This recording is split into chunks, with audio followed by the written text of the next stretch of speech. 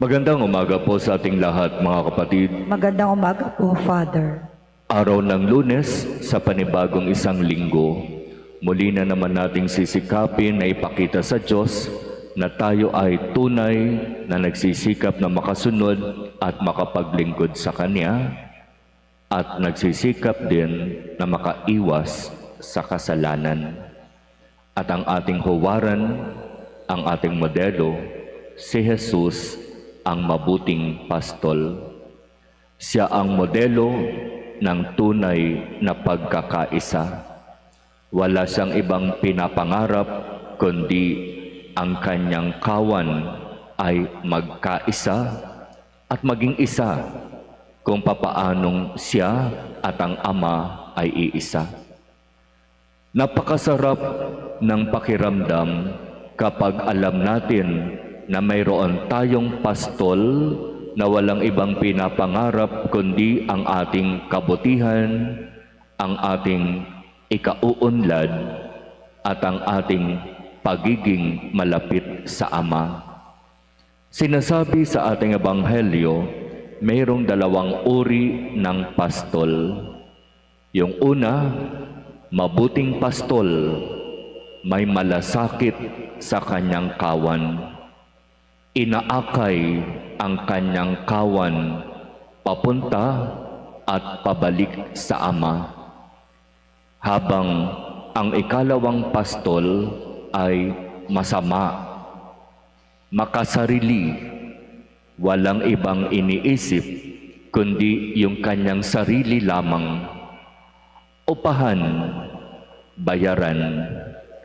Para dito sa masamang pastol na ito, nandirito ako kasi ako'y binabayaran. Gumagawa ako dahil ako'y binibigyan ng pera. At kapag ako'y hindi bibigyan ng pera, hindi ako kikilos, hindi ako gagalaw. Wala akong malasakit sa aking kawan. Hahayaan ko lang sila na magkasira-sira. Hahayaan ko lang sila na magkawatak-watak at magkanya-kanya. Ito ang masamang pastol. Napakahirap kapag sa isang komunidad, katulad ng ating parokya, ay nararanasan hindi yung pagkakaisa, kundi ang pagkakanya-kanya at pagkakahiwa-hiwalay.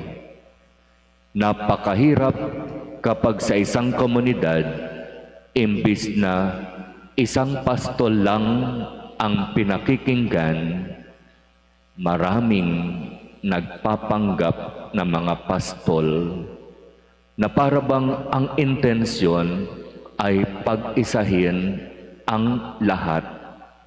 Pero sa katotohanan, siya ang nagiging dahilan ng pagkakahiwa-hiwalay. Kaya kung minsan, magandang maging sensitibo sa kung sino ang ating mga kinakausap at kung papaano nila tayo kinakausap at hinihikayat na pag-isahin ang komunidad o hatiin ang komunidad.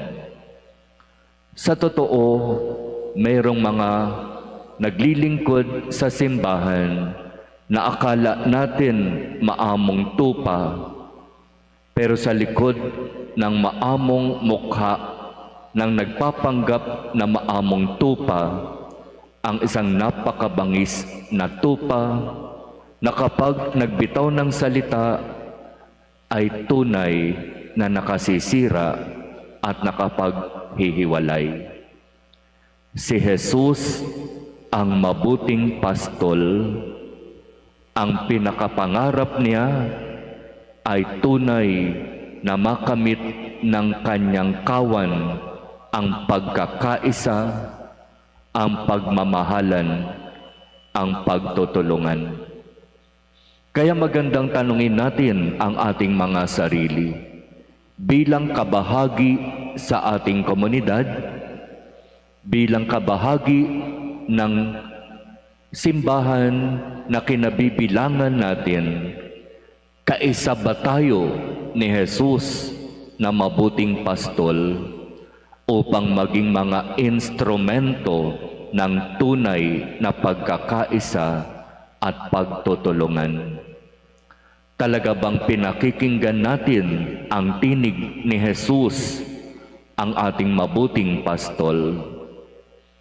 O baka naman hindi natin alam, pero nagiging dahilan tayo ng pagkakawatak-watak. Tandaan natin mga kapatid, ang Diyos, ang kanyang pangarap at layunin, pag-isahin ang lahat patungo sa Ama.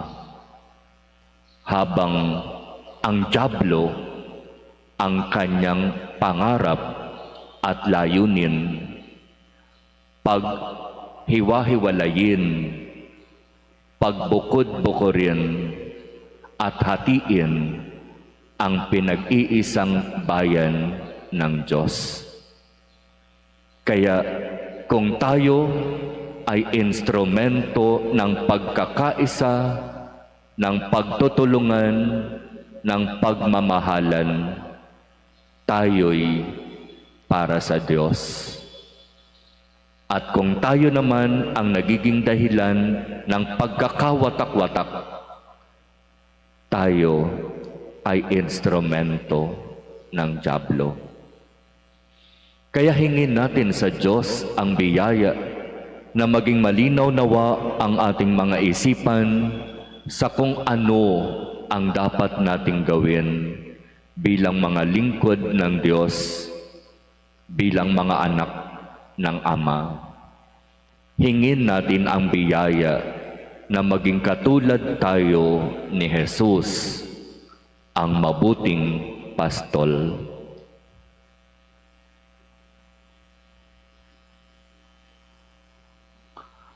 Amen.